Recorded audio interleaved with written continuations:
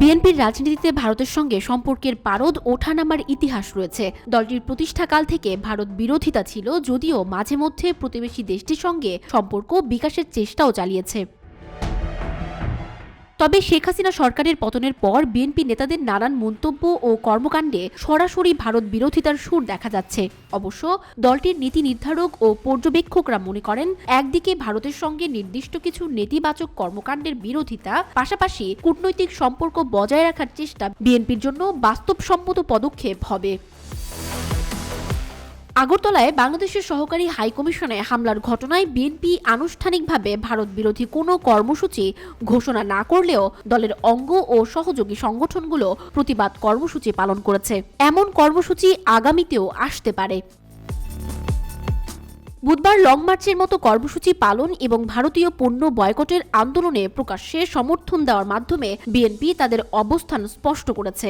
অবস্থা দৃষ্টে মনে হতে পারে বিএনপির মূল লক্ষ্যই হচ্ছে ভারত বিরোধী রাজনীতি, কিন্তু আদতে তেমনটি মনে করছেন না দলটির নীতি নির্ধারক ও রাজনৈতিক বিশ্লেষকরা। এই দুই পক্ষের মতে বর্তমান বাস্তবতায় বিএনপি ভারতের নেতিবাচক কর্মকাণ্ডের বিরুদ্ধে সোচ্চার থাকবে, পাশাপাশি দেশটির সঙ্গে কূটনৈতিক পর্যায়ে বন্ধুত্ব রাখবে। কারণ 4 দলীয় জোট সরকারের সময় 10 ট্রাক অস্ত্র উদ্ধারের ঘটনার পর ভারতের সঙ্গে সম্পর্ক নিয়ে বিএনপি টানাপোড়েনের মধ্যে ছিল। আবার গত 15 বছরে বাংলাদেশের সাধারণ মানুষের অনুভূতিকে গুরুত্ব না দিয়ে আওয়ামী লীগকে একতরফা সমর্থনের ফল বর্তমানে উপলব্ধি করছে ভারত। ফলে দুই পক্ষে অভিজ্ঞতার উপলব্ধিতে ভারতের সঙ্গে বিএনপির ভারসাম্যের সম্পর্ক তৈরিতে সমস্যা হবে না বলে মনে করছে পর্যবেক্ষক মহল। নানা বাস্তবতার কারণেই এমনটি করতে হবে বলেও মনে করছেন সংশ্লিষ্টরা। তারা বলছেন, রাজনীতির মতোই কূটনীতিতে স্থায়ী বন্ধু বা স্থায়ী শত্রু বলে কিছু নেই। বাংলাদেশের নতুন বাস্তবতায় বিএনপি ও ভারতকে কাছাকাছি নিয়ে আসতে বাধ্য।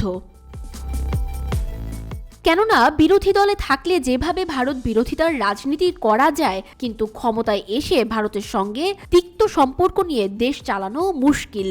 সেই বাস্তবতা থেকেই বিএনপির সঙ্গে ভারতের ভালো সম্পর্ক তৈরির তাগিদও রয়েছে।